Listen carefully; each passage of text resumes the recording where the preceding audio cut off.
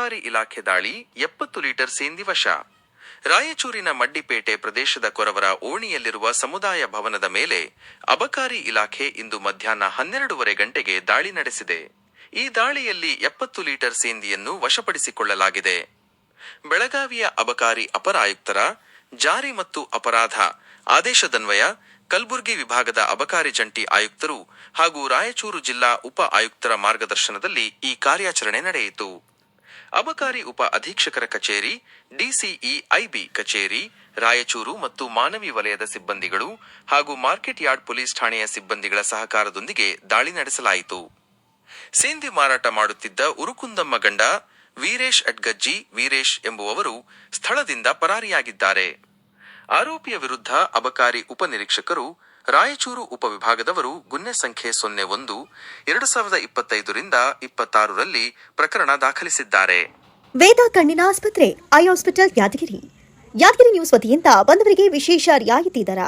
ಯಾದಗಿರಿ ನಗರದಲ್ಲಿ ಡಾಕ್ಟರ್ ನವನೀತಾ ರೆಡ್ಡಿ ಕೊಂಕಲ್ ಇವರ ನೇತೃತ್ವದಲ್ಲಿ ನೂತನವಾಗಿ ಆರಂಭವಾಗಿರುವ ವೇದ ಕಣ್ಣಿನ ಆಸ್ಪತ್ರೆ ವತಿಯಿಂದ ಪ್ರತಿ ತಿಂಗಳು ಮೊದಲನೇ ವಾರದಂದು 60 ವರ್ಷ ವಯಸ್ಸು ಮೇಲ್ಪಟ್ಟ ಹಿರಿಯರಿಗೆ ಉಚಿತ ನೇತ್ರ ತಪಾಸಣೆ ಮಾಡಲಾಗುತ್ತದೆ.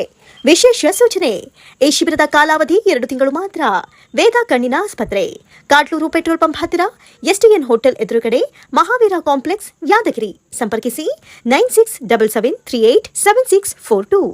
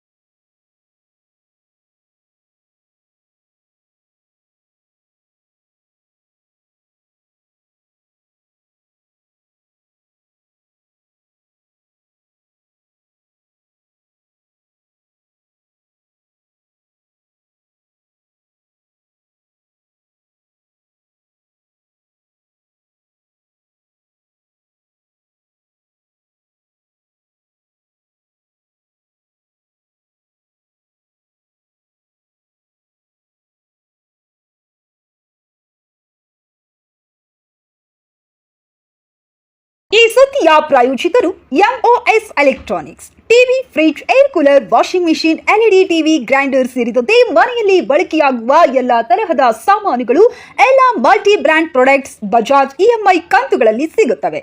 ಎಲ್ಲ ರೀತಿಯ ಕ್ರೆಡಿಟ್ ಕಾರ್ಡ್ ಮತ್ತು ಡೆಬಿಟ್ ಕಾರ್ಡ್ಗಳನ್ನು ಇಲ್ಲಿ ಸ್ವೀಕರಿಸಲಾಗುತ್ತದೆ. ಎಂದೇ ಭೇಟಿ ನೀಡಿ.